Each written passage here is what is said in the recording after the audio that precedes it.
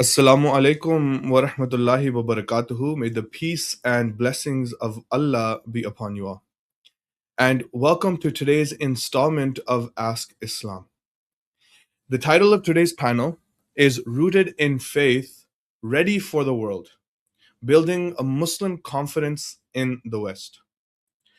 Growing up as a Muslim in Western societies today presents a unique set of challenges.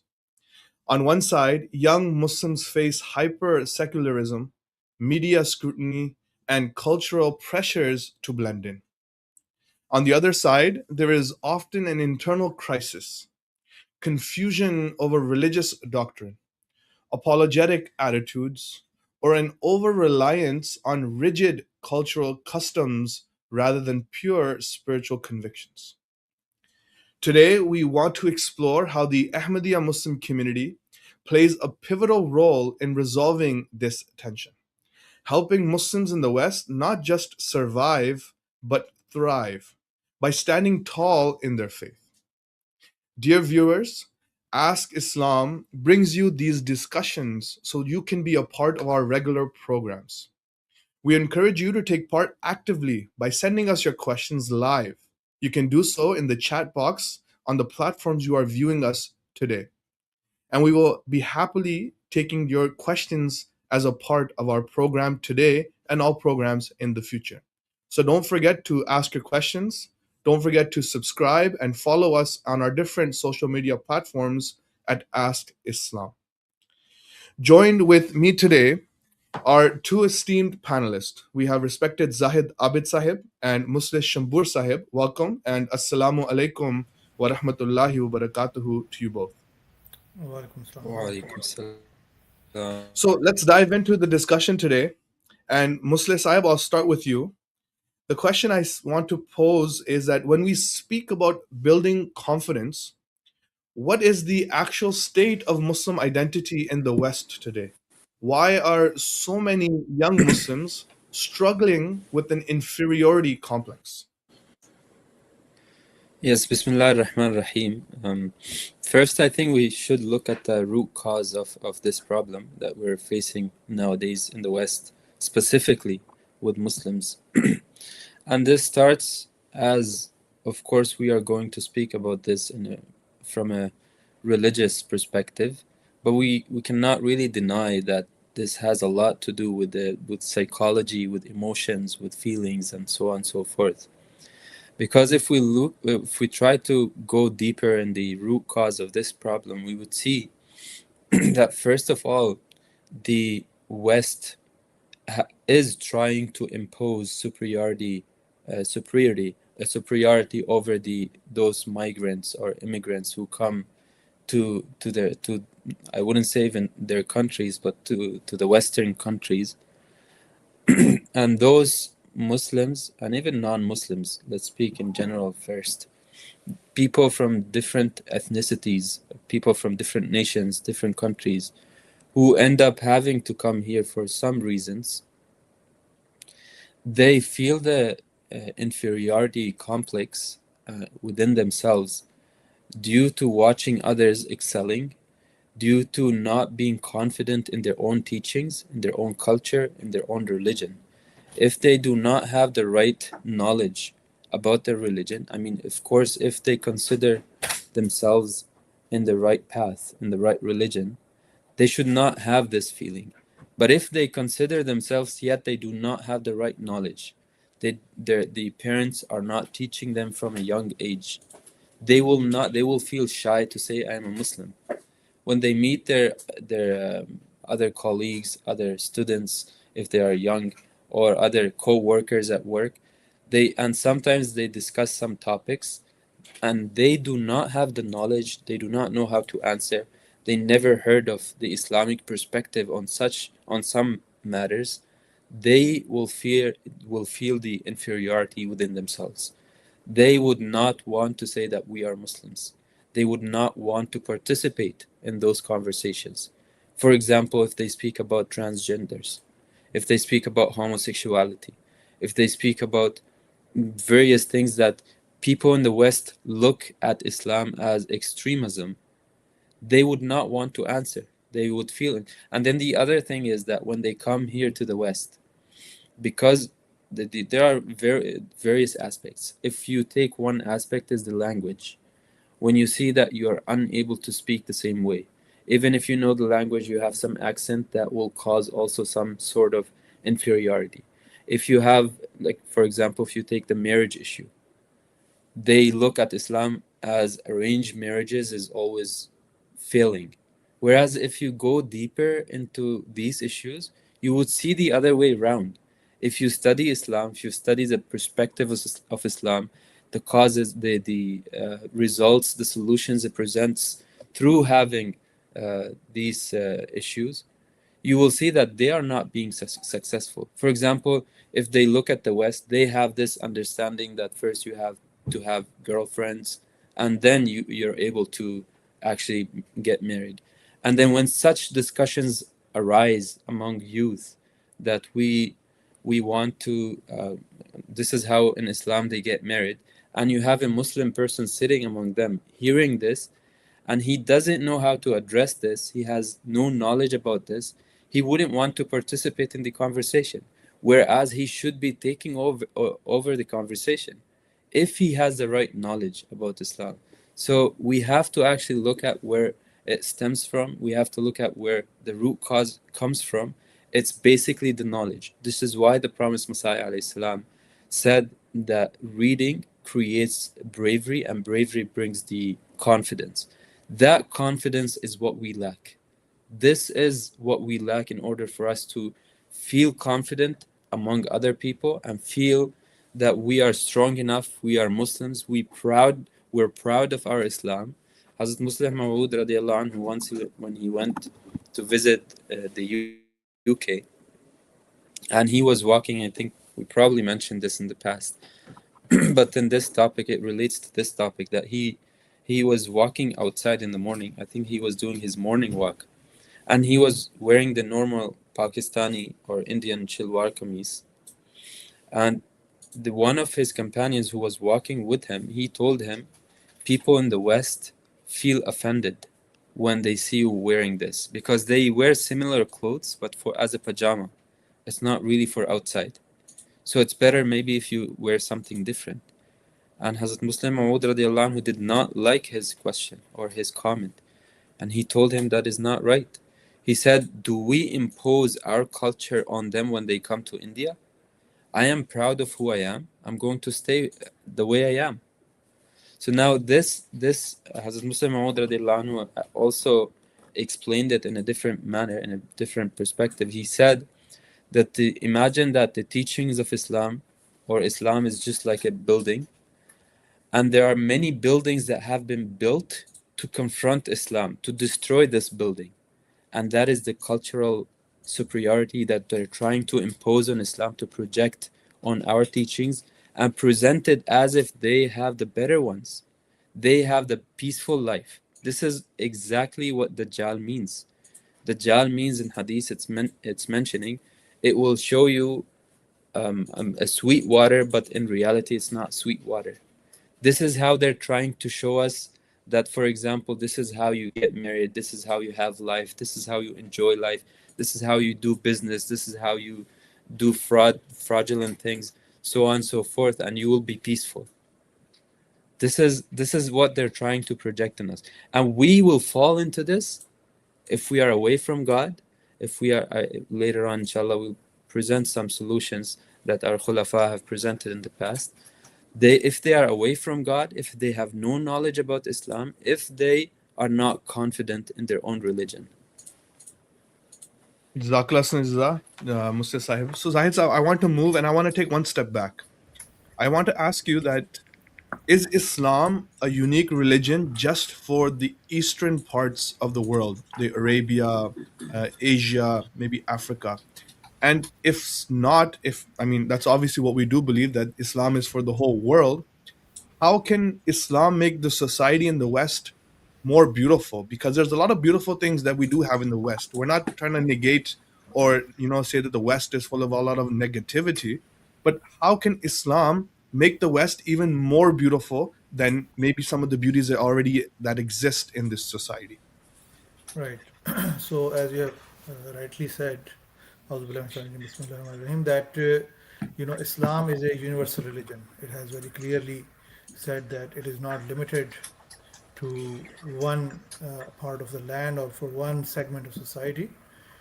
It is for all of for the whole of the world. Keeping that in mind, so some might say that, look, we come from broken countries, broken economies, a third world country or developing country, whatever you want to call it. And what do we have to offer to a country that is thriving, a first world nation, where our own people raise this question. Our kids think along those lines as well. That look, there's justice, there is no corruption, or there is a lack of corruption. At least on the surface, it seems everything is done in due processes, and nobody's rights are trampled over, and so on and so forth. So, what does Ahmadiyya Jamaat or what does Islam has to offer to such a society that is already, you know, enjoying life, enjoying freedoms and all those things? But when you look at what is the purpose of Islam, then you come to realization that if the purpose of Islam is La ilaha illallah Muhammad Rasulullah, that service to Allah and the creation, you will find that the first principle is totally missing from the society. This is the very fundamental aspect, bringing people closer to God. And this is something that the society is completely oblivious of. Now, if that is the spiritual aspect, right? Then, in terms of worldly success and progress, what can Islam offer them? We find that one of the greatest challenges why our economy, or every 10 years or 25 years, there's a cycle of inflation, then recession, and then you can call it progress, and then back to inflation and recession or whatever these terms are. It's a cycle, and these cycles are built into the system. And who derives the benefit from these cycles? It is not the common man. It is those who have the money, those who already possess the wealth. So Islam proposes a system which is not based upon interest, and this cycle is based on interest. So eventually, the interest rises so high that people default, corporations default, and then the bigger corporations buy such businesses and corporations and those homes and all those kind of things. And this is the cycle that they create, where the wealth then filters into fewer and fewer hands over time. But Islam is counter to that. Islam proposes a system based on no interest. Then another problem in the society, or that they themselves admit that it is a problem, and that is the problem of alcoholism. The consumption of alcohol uh, creates not only marital problems, it causes a number of incidents on the roads leading to death, to destruction of property, and then other problems which then derive from, uh, for example, if the mother who's expecting, and then if she cannot leave alcohol and she drinks during that pregnancy, it causes long-term ill effects for the child that will be born. So these are the societal things, the two things that you can see from the, if you're just looking like bird's eye view, you're looking at overall picture, you see that these are two fundamental problems that exist in these Western countries, and they cannot provide uh, a system without stepping away from these things. They have to step away from it to find a solution, and Islam provides a solution that if you leave alcohol, you will see an overall betterment in the society. One of the reasons they present that we have alcohol is because, look, people pay so much taxes when they buy these things, or the company is paying so much taxes. But on the other side, they do not see the harm in terms of the health it causes. And then the counter effect on the healthcare system, where the alcohol destroys somebody's life, mental health issues, obesity, causing overweight, all these kind of issues, heart failures, kidney failure, all these things, they are linked in part to the consumption of alcohol. So one is the spiritual aspect that Islam offers to these countries, to these societies. The other is the betterment in the society. If you're looking at financial systems, Islam provides a better system. that can alleviate the challenges that the society is facing today. If you want to read more, the New World Order has Muslim Maud has presented these arguments in favor of the Islamic financial systems. And yes, Muslim, if you want to add. I wanted to add something because especially you mentioned a very good point in the beginning that Islam is a universal religion. This is actually what the Quran teaches us. Like, the Holy Quran tells us that أعوذ بالله من الشيطان الرجيم الذين يستمعون القول فيتبعون أحسنه. Those who listen to all sorts of conversations, all sorts of new talks, and they follow the best of it. Likewise, the Holy Prophet Muhammad ﷺ, he said something similar. He said to us that al-hikmatu dallatul mu'min, that wisdom is the last item of every believer. Wherever he finds it, he takes it. So when we come, we do say that Islam embraces other cultures. It also does not impose any nation's culture on people and saying that this is what Islam is. Islam embraces all cultures. So when we say al-hikmatu dallatul mu'min, when we come to a new country, to a new nation, to a new civilization, and we see some good things in that, we adopt it. We also say that this is part of the teachings of Islam. The reason why is because we say that Islam follows nature. Islam is the teaching of that actually aligns with the nature of human beings. You cannot find a teaching in Islam that goes against the nature that God created us with. For example, if you say, like Murabbi Sahib was speaking about alcohol, because God knows that will not align with what your natural life requires. This is why God told us not to drink. You would see some teachings, you may think that this is not according to the nature of human beings, but if you study deeply, like previously we have discussed the inheritance. You may hear that a man should take twice of what a woman should take. But if you actually go in depth, studying this subject, you will see that this is actually what brings peace into your life. For example, we spoke about this previously as well. If we study the inheritance in Islam, we say that, let's say a father passed away, he has a son and 2 daughters, and he left for them $100,000. The son will get $50,000. The 2 daughters will get each one $25,000. On the surface, you may think that this is not just. How is this following the nature of human beings? But if you study in depth, Islam says that the son is compelled to use this $50,000 on his family. If he's not married, he has to establish his marriage life in the future. If he's married, he's compelled to use it for his family. Whereas the daughters, they got the $25,000 to their pocket. They are not even required to spend a penny on their house unless they want to willingly. If they're not married, they can also save it. And when they're married, they're not compelled to spend anything. And this is within the nature of mankind. God gave the man the power to do this, to handle all expenses of the house. And he gave the woman other capabilities that man cannot handle. There are so many things that female can do and men cannot do. And there are many things as well that men can do and women cannot do. When we try to mix those together, like in the West, many people here in the West, not all of them, but many, say that everything is equal. So let's say that job-wise, expenses-wise, everything is equal. And they go about living their life based on this. And what ends up happening is, like let's say that a family chooses that the husband will pay half expenses, wife half expenses. No one's looking after the kids, number one. Number two, the female will end up having some sort of depressions. Why? Because they are unable to handle it. It's not within their nature. The man should handle that. The woman should never, in Islam, the woman should never worry about any of her own expenses if she's married.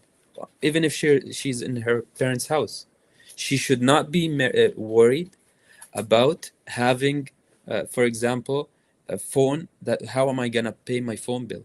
How am I gonna pay the utilities? How am I gonna pay for my monthly car payment or whatever there is?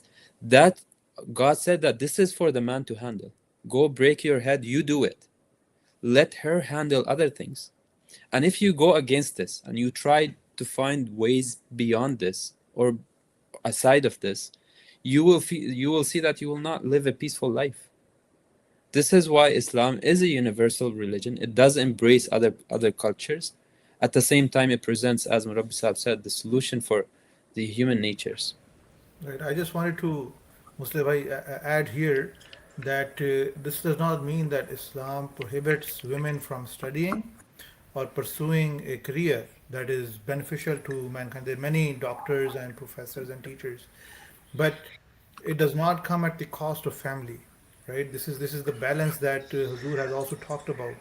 That though there is no restriction, but Allah has defined certain roles in Islam for each gender, and those who try to break this barrier and try to, men trying to become women and women trying to become men or taking on the opposite gender's roles, it will not work because they are not built for that sort of lifestyle.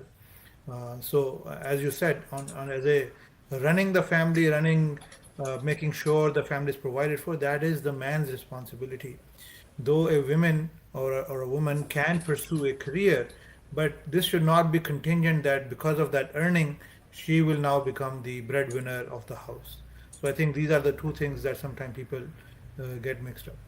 Jazakallah, this was, sorry, Tahir Sahib, with your permission, this was an important clarification to make, and I'll add to it a hadith of the Holy Prophet ﷺ. He did say that طلب العلم فريضة على كل مسلم ومسلمة, that seeking knowledge is compulsory for every male and female. So if they go to seek knowledge, to learn, to become some professionals, of course, eventually they have to use their profession.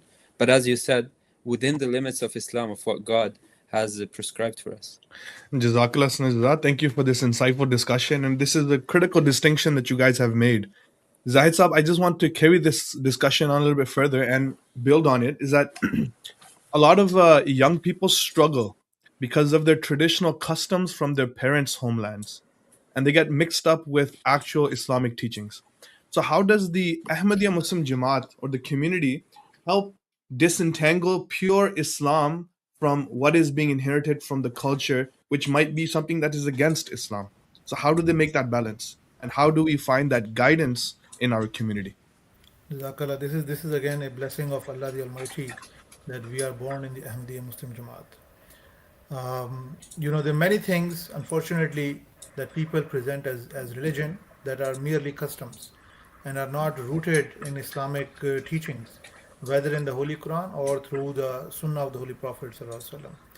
The Prophet Sallallahu when he presented his message, he also liberated people from these false customs that they had adopted and termed as religion. So, in many of those things, he brought us again back towards what does the Holy Quran say and what is the Sunnah of the Holy Prophet Sallallahu Alaihi Wasallam. And this is what we find that the Ahmadi Muslim Jamaat, especially through the teachings of the Prophet Sallallahu Alaihi Wasallam and through Khulafa, have highlighted this distinction that though there are certain cultural norms which are beneficial, which are in line with Islamic teachings, but this does not mean that all the cultures and all the norms that we grew up with in certain cultures are part of the are in line with the Islamic teachings. For example, there are many unfortunate.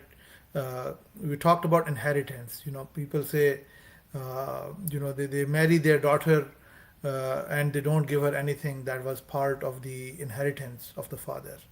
That is not what Islam teaches. They, sort of disown her, that she's married outside the family and the wealth of the family cannot go outside the family, or they insist on marrying within the family, like cousin marriage. Though Islam allows it, it is not compulsory to marry within the family.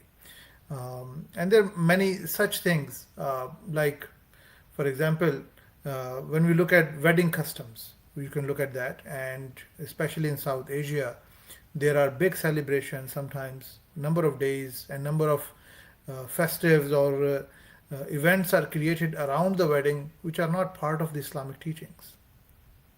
That is why sometimes when people belonging to outside of the Ahmadiyya Jamaat, when they are invited as guests because maybe they are family friends of the people who are having this wedding in their family, when they invite people from outside the family, outside the Ahmadiyya Jamaat, they feel that as if this is some sort of perhaps a sorrowful event or something like that. Everybody sitting quietly there. There's no music, there's no dancing, there's no alcohol. There's no what they call enjoyment or joy. They don't see that. But this is how Islam sort of strips away the unnecessary things and makes it that yes, it is a occasion of joy, but this does not mean that you go, spend maybe hundreds of thousands of dollars on gifts and things like that, or celebrate it in a way where you're promoting something which is against the teachings of Islam. Like Islam does not promote dancing, it does not promote mixed gatherings. Unfortunately, many of these gatherings, they do not cater to what the principal Islamic teachings are, and that leads to having ill consequences or unintended consequences, which later on haunt those people. So, the Khulafa, for example, they continue to highlight the education. Sometimes, in certain cultures, they have different standards for the boys and they have different standards for women. For example, I remember this discussion that how come men have all the freedom to go to different places, to uh, go to attend different events, and they say, oh, it's not, oh, we are men, we can go there. But Khulafa have very clearly highlighted that the same sort of restrictions apply to them. That though they can, but does not mean that they should just walk into these sort of events or these sort of places. That is not the way. And they have said that yes, for example, then there was a time where the women were restricted. The Prophet ﷺ has talked about this, that they are not to be made like a prisoner in their own homes.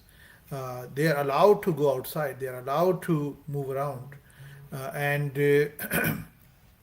pursue careers, pursue education, and all those kind of things. They are open to them. And given the example of Hazrat Khadija Raziyallahu anha, who was a business lady, she managed her own business as well. So these sort of restrictions come from cultures.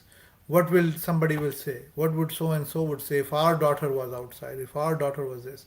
Khulafa have very clearly, and the Prophet ﷺ have very clearly discouraged this sort of line of thinking and line of upbringing of the children. So this is again a blessing of Khilafat, a blessing of the Prophet ﷺ and Jamaat Ahmadiyya, that we try to follow in the line of the Prophet ﷺ, the teaching of Islam and the Sunnah of the Holy Prophet ﷺ. Jazakallah Hasna Jaza. Musa Sahib, I'll move towards you next, and then I want to talk a little bit about the intellectual side of things. That we live in an age which is dominated by scientific inquiry, atheism, and modern philosophy. So, many traditional religious frameworks, they fall back on blind faith, meaning that just believe because such and such scholar said such and such thing. We should just quietly believe it. But how does the Ahmadiyya Muslim Jamaat, or how does our presentation of Islam give young Western Muslims the intellectual tools to address these modern objections? Let me read first a quote from the current Khalifa of the Ahmadiyya Muslim Jamaat that relates to this answer to this question, in which he actually said, "Today the world is looking in the direction of our Jamaat in order to see the true teachings of Islam." He says that this is something I see myself during my various tours abroad. Hence, we must prove to the world that our words are not hollow. Rather, we must prove we are living our lives as true ambassadors of peace and beacons of the true teachings of Islam. He says that no Ahmadi Muslim ever needs to become victim to any form of inferiority complex, because we have reason, logic, evidence, and above all, the true on our side. The truth is on our side. He says, in conclusion, I say once again that you must all seek to build. This is what he was addressing his own people, the Ahmadi Muslims. He says that I say once again that you must all seek to build your personal relationship with Allah and always seek to attain His nearness.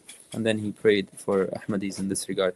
So now, coming back to your question, that people do look at Ahmadi Muslims nowadays, especially when even Muslims, Christians, other religions, when they study their own religion, they find something that is odd to them.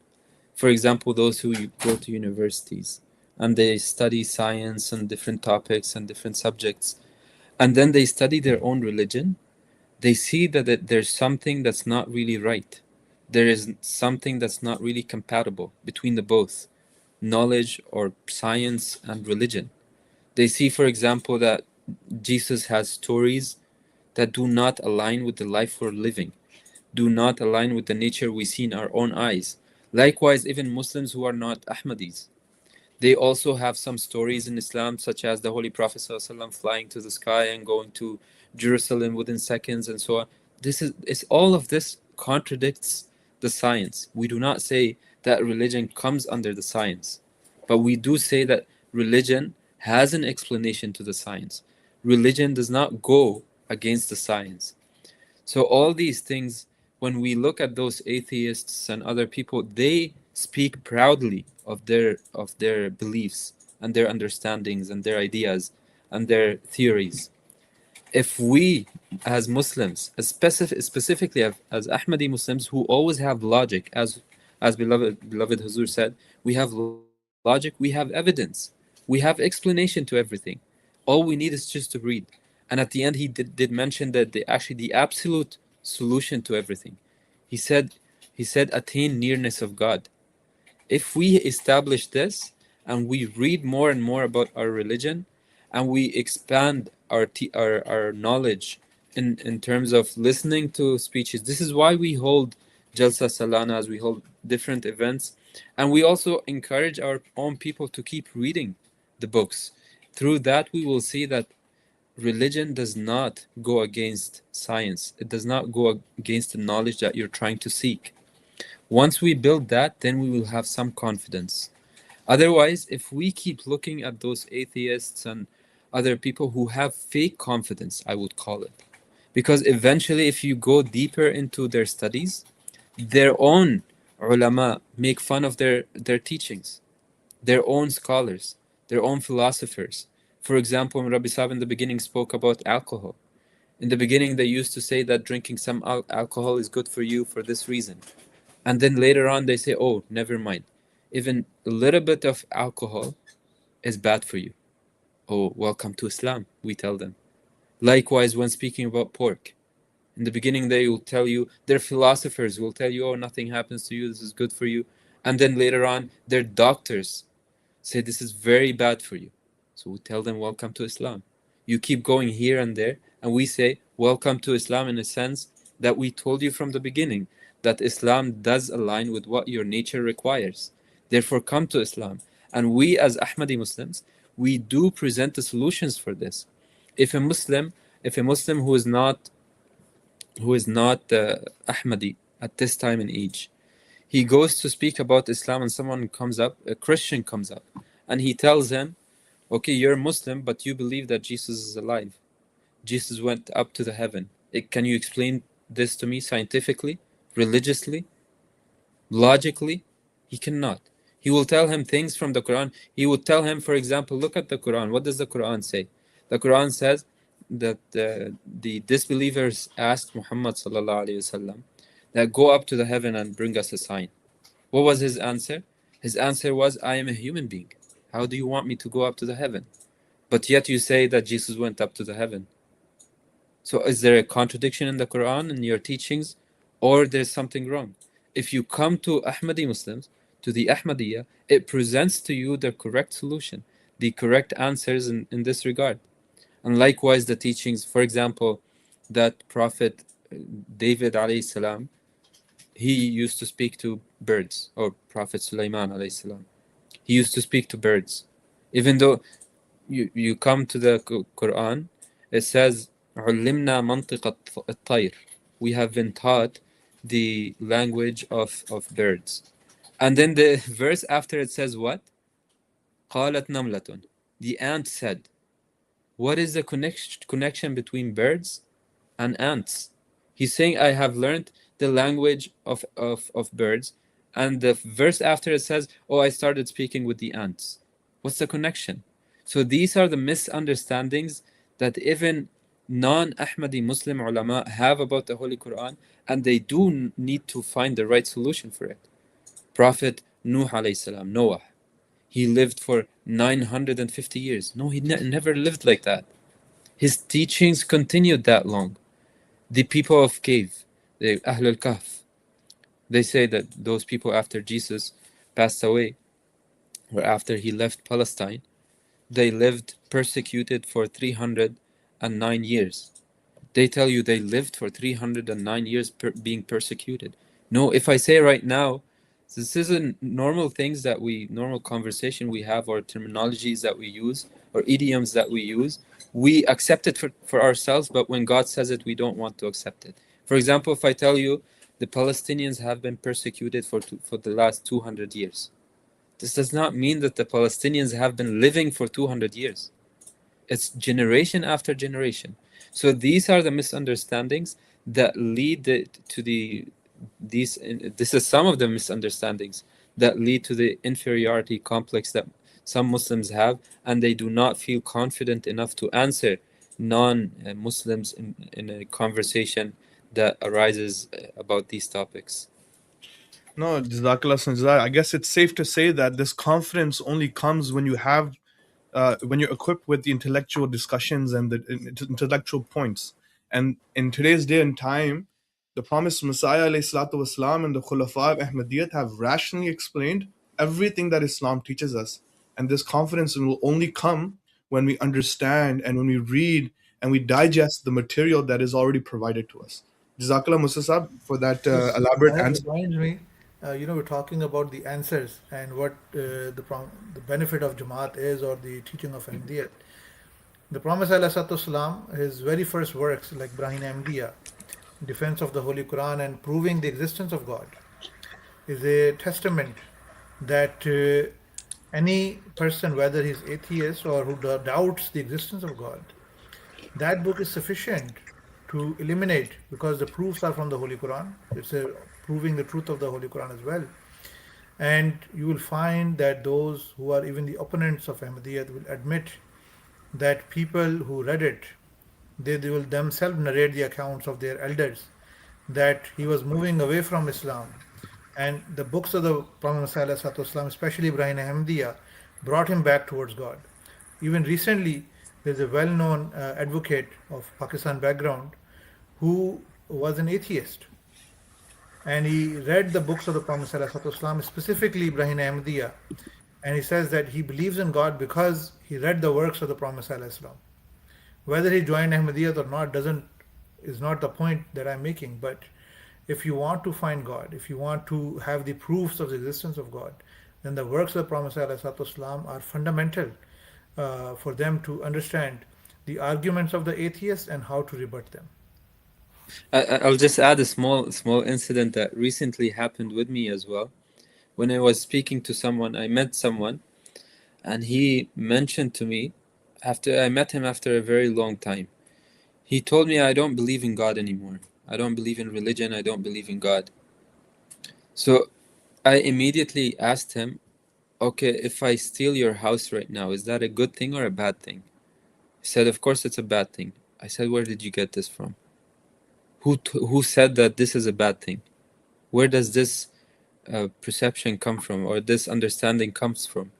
That stealing, fornication, all the bad things, all kinds of evil that happens, where does it, or the good things, like the differentiating between the two, where do you get it from? There's no answer. Atheists go about telling you, oh, this is how we get it, this is how we understand it. There was no God, there was this, there was that. But they have no true answer to this question. That where do you get your moral um, behavior from? Like where's the where do you draw the line? That this act, some people say, okay, whatever act you do that makes you feel good, that's where it comes from, just from your nature. So you tell them that, okay, there's a man and there's a woman, they're both married, but they go to other people and they sleep together, and they're both happy, it makes them feel good. It's betrayal, it's also fornication, but it makes both of them feel good together. So is this fine? And he will tell you it's fine. And then you tell him, if it happens with one of your family members, if it's fine, then they pause. So they have no true solutions. This is the fake confidence that I was speaking about. No, Jazakallah, that's very fundamental. In order to have this confidence, you need to have the right equipment and the right tools, and that, by the grace of Allah Ta'ala, is already provided to us, and that's available for anyone who needs it. And in order to get your confidence, we must get up and we must educate ourselves in the West here in this society. I would like to just, for the viewers, Jazakallah, thank you so much for tuning in, chiming in, sending us your messages. If you do have any questions, please send them in. We will address your questions as well. We do have our own questions prepared, our own discussion, but it'll be more fruitful if you have your own involvement in the program. Again, please send us your questions, and thank you so much for sending in your messages. We are seeing them, and we are also observing your involvement in the program today. Zahid Saab, I would like to move this next discussion away from the intellectual arguments, which we've just discussed, towards more of a spiritual confidence. That, a religion or your spirituality without any sense of peace can be cold. So in our Jamaat, in our community, our central feature that we have is something that's called Khilafat, which is the caliphate or a spiritual leadership. How does living under a single spiritual guide anchor us Muslims that are living in the West? Right, Jazakallah. And this is again a unique feature of Jamaat Ahmadiyya, that Khilafat unites us throughout the world. And no other Jamaat can claim to have this, because they are not united under one single leadership throughout the world. Yes, they call themselves Ahl Sunnah wal Jamaat and any other name, but from country to country, from region to region, they are divided, not united the way the Ahmadiyya unites its followers. And that is again a beauty, that no matter where I go, I will understand that there is a system in place, that how the Ahmadiyya Jamaat operates. We realize that there is at every mosque, at every center, in every Jamaat, there will be a person who is called the president or the Sadr, and he's the main figurehead. And they will be following the same guidance of Hazrat Khalifatul Masih. When the UK Jalsa will come around, they will also be planning to tune in to listen to Hazur's addresses. They will also have such events in their own locality, in their own countries as well. We will also realize that there is something called Atfalul Ahmadiyya and Khudamul Ahmadiyya that exists in that country, and members of a certain age group or of gender will have their own certain programs that will be taking place for the betterment of their moral training. And then we will be carrying out different activities to spread the message of Islam Ahmadiyyat. We will also be working on charitable actions to benefit the country in the best manner possible, up to our extent. Whatever means are available to us, we will be utilizing them. For example, in Canada, we have the blood donations, we have the Feed the Hungry programs, we have our own food banks as well that operate in Canada. On top of that, we can conduct number of walks throughout the country to benefit the local charities. And that is just a number of things that I've mentioned as an institution that we carry out. On an individual level, Ahmadis of all walks of life volunteer their times for the betterment of the country. in their own local places, they give their time to different charitable organizations or of other institutions. And this something that is something that is done throughout the world under the leadership of Khilafat. The other aspects we can see is the benefit of the guidance, the clarity. As you see that every so often there's a sort of a clamor in the society of certain or such and such people from different walks of life, their rights are being ignored. And all of a sudden you will find that every single thing is geared towards that aspect without thinking that whether this is something that we even need to uh, be mindful of or we need to promote. But people blindly follow such trends. If you go back to the early history of Facebook, for example, when it came out, it was sort of like a revolutionary. Oh, it connects people, uh, and people can do this, do that, and people blindly posting pictures of their families, of their trips, their locations, everything people were sharing. And what was the result? The result was that certain aspects or certain people in the society, the criminal minded people, they took benefit of that. They would forge complete identities of the people and would start adopting their names. They would have their pictures, they would run the accounts themselves, and you will get a message: I'm stuck somewhere in Europe, somewhere in Africa, my passport is gone, my credit cards are gone, and I have nothing. Can you send me money? Or they will create new identities in your name. They have all the history. They will write to the bank, I have lost my credit cards, can you send me replacement cards at this address? And there goes your credit history. They have taken thousands of dollars of loan in your name, and now you are the one who's in the debt. So this was some of the harms. And then people getting blackmailed. Now with the coming of AI, you can make people do anything. You can make people say anything. You can put anybody's face on something and make them say something. And you know, if your AI is good enough, if your the boundaries or the limits you have set are good enough, you can make people do whatever you want, and you can blackmail people as well using those means. So these are the harms that the Khilafat warned us at the very beginning, that observe the parda, especially the ladies, observe the parda. Men, there's no need for you to unnecessarily start sharing everything online. And even recently, Hazur continues to guide us, continues to warn us that these are trends. These are the things that we need to be mindful of. There's so much focus on the LGBTQ society and their rights and so on and so forth. Hazur has warned us that these are the things that are harmful. We need to not hide from them, but we need to educate our children. We need to educate them about these things, that they understand what is right and what is wrong.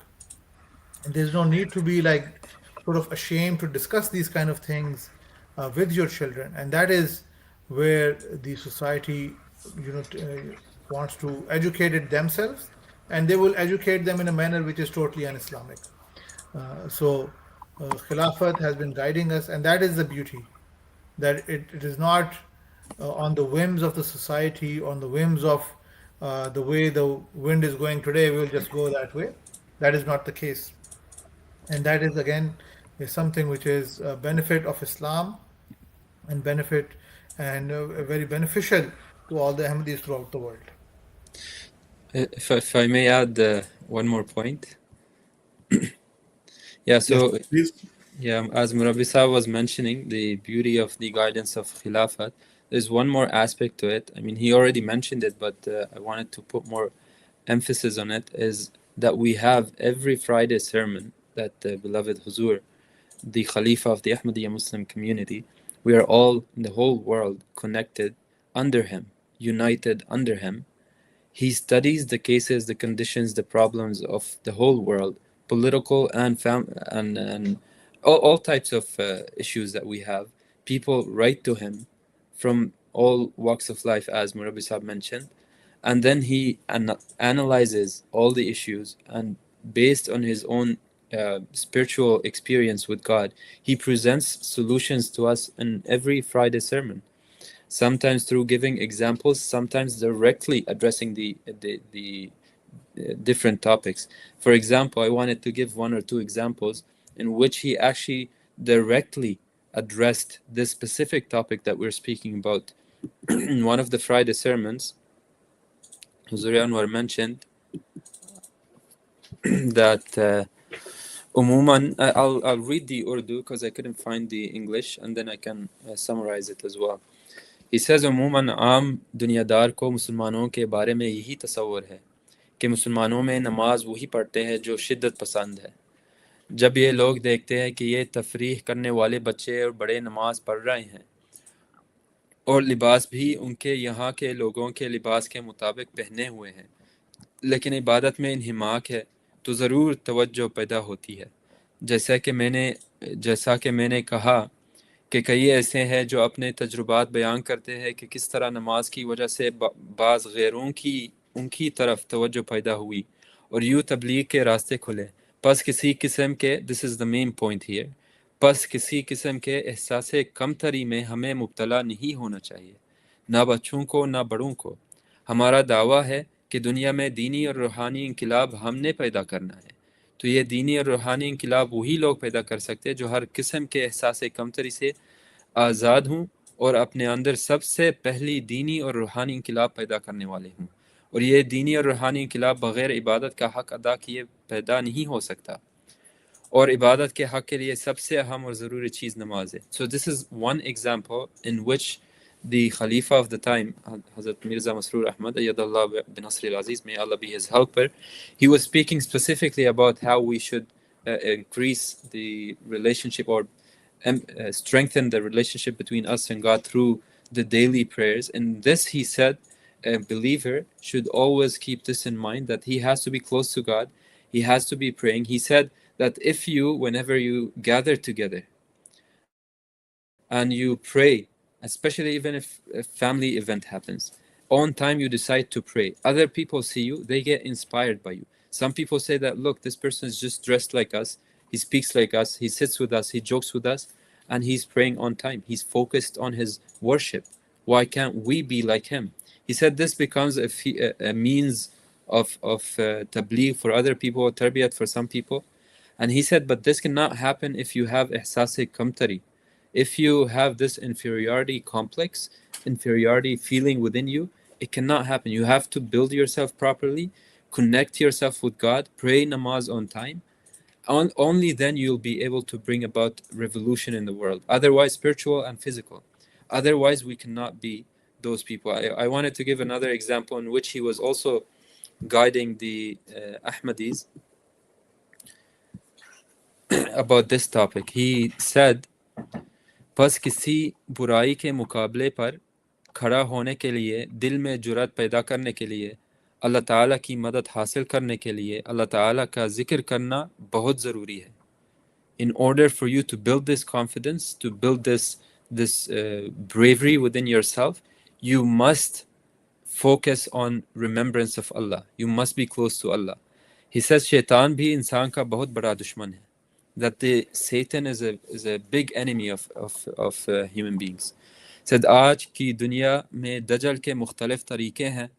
दजल मुख्तलिफ किस्म की फ़ौजों के साथ हमला our हो रहा है, और हमारी तरक्की पजीर या कम तरक्की याफ्ता मुल्कों के लोग उन तरक्की याफ्ता मुल्कों में आकर भी और अपने मुल्क में भी उनके हमलों की वजह से उनके ज़ेर असर आ जाते हैं, और इस नाम निहाद सिविलाइज्ड सोसाइटी की बुराइयां फ़ौरन इख्तियार करना शुरू कर देते हैं. बस उनके हमलों से बचने के लिए और हर किस्म के कॉम्प्लेक्स से, एहसास कमतरी से अपने आप को आज़ाद रखने के लिए अल्लाह ताला का ज़िक्र इंतहाई ज़रूरी है. इससे दिलों में जुर्रत पैदा होगी, पाक तब्दीली पैदा होगी.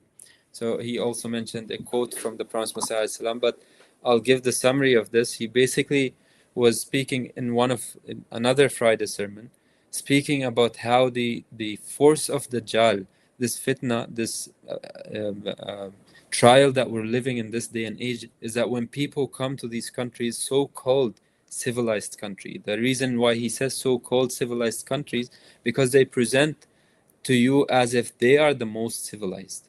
They have brought about the revolution and the civilization for all mankind. This is why he called it Nam Nihad, which is so-called civilized society. People who come and live with them and they are not strong in their own religion, their own beliefs, they fall into this trap and they end up doing what they do because they consider this as this is what civilization is. Whereas the true civilization, as we said in the beginning of this program, Islam does not uh, um, confine you to a specific culture. It says take all good things from all cultures, all societies, but always make sure that they do not conflict with the teachings of Islam. This is Islam. This is what we should be following. This is why we always try to listen to the Friday sermons of beloved Huzur, because he does make us aware of these. Because sometimes unknowingly you end up following and falling into these traps. And then you have the Khilafat. The beauty of the guidance of Khilafat is that it takes us out of this darkness and brings us back to light. Jazakallah Nizam Musa Saab. Thank you for that detailed and inspiring words of Hazrat Khalifatul Masih, our Khalifa, current Khalifa, who guides us regularly. I want to wrap up today's episode. We are coming to the end. And I wanted to just finish maybe with this question that, Zahid Saab, if you could give a youth, a 16-year-old Ahmadi Muslim struggling with their identity, whether they're in high school or even in university, any one piece of advice, what would it be? This is a very good question and a very difficult question to answer because nowadays 16-year-olds they don't tend to listen. Whatever advice you may give, it may be ignored. But if somebody is listening, I would advise them in the words of the Holy Quran that wa'tasimu bihablillah, that hold on to the rope of Allah. Now, rope of Allah may mean different things. It could be the Holy Quran, it could be the Khalifatul Masih, it could be the message of Islam, different interpretations according to different people and different contexts. But turning to Islam, and the thing is that at that age of 16, 17, when you are in high school, your priority is not really religion. Unfortunately, there are many things. For some, yes, they are in tune with the teaching of Islam, but there are many who are just going day to day, cruising at a cruising, you can say, speed, or a cruising aptitude and a way of life where they just go to school, they wake up in the morning, they get ready, they go to school, they come back. If they are some athletes or they have some extracurricular activities, they might do that for a couple of hours, watch some TV, have some dinner, and go to sleep. Spend some time on the phone, go to sleep 10, 11 o'clock, and then this cycle goes on. Friday night comes along, you may stay awake longer, maybe 1 or 2 o'clock, and then next day you wake up, instead of waking up regular time, which is maybe 8 o'clock, you wake up 10, 11 o'clock, you watch some TV, you go out with your friends, go to the mall or something, and really there is no, unfortunately, maybe segment or no space for God or religion. So if you can make time for, when I say wa'tasimu bihablillah, if you can make time for God, and at the minimum, read your daily prayers and read some of Holy Quran, you will find a great change in yourself. That will regulate your life. So that would be my message. Muslim wants to add something, I'm sure. He always has some good advice. I will listen to that. No, if I get the same question, then I would also say that for all Muslim youth, not just Ahmadis, that your identity is not cheap. Your identity is not for sale. Do not go outside in the markets and try to choose your own identity. You have the most precious, the most valuable thing in the whole world. Do not go outside and sell your own identity. Whatever you see on the screens, on social media, outside in your schools, you see haircut styles, you see certain actors, certain famous players, and you want to become like them all of a sudden. You forget what you have. You have the Quran, you have Islam, you have the teachings of Islam. That is your identity if you just study it, if you go deep into it. Your identity is not for sale. Do not go sell it. You have the most valuable thing. Do not make it cheap. That's it. No, Jazakallah. Thank you both so much. And Zayed Saab, it's very beautiful you mentioned Wa'tasimu bihablillah. And we live in a society of niches. People like to, pick a different certain thing and stick with it. And it's very easy for them to do. And this is something I also share with youth is that, studying Islam is like studying a whole tree, which is very big and very fruitful. And it could be overwhelming. So pick a niche. If you like history, find the history of Islam. If you like the Quran, read the Quran. If you like hadith, read a hadith. If you like fiqh, read the fiqh. Try to go to different niches of Islam and build your relationship with Allah Ta'ala, and you can help educate yourself and even build that confidence that we do need as Muslims. So this is an easy route maybe to pick a branch instead of trying to study the whole tree all at once and being overwhelmed. Again, Jazakallah to our viewers who stayed with us throughout the episode today. Jazakallah to both of you, Zahid Abid Sahib and Musli Shambur Sahib, for sharing your insights today. And leave us with your thoughts, leave us with your questions and comments in the section below. And don't forget to like and subscribe and follow Ask Islam on the social media platforms where you are joining us today. Until next time, thank you so much. Assalamu alaikum wa rahmatullahi wa barakatuhu. May the peace and blessings of Allah be upon you all. Thank you.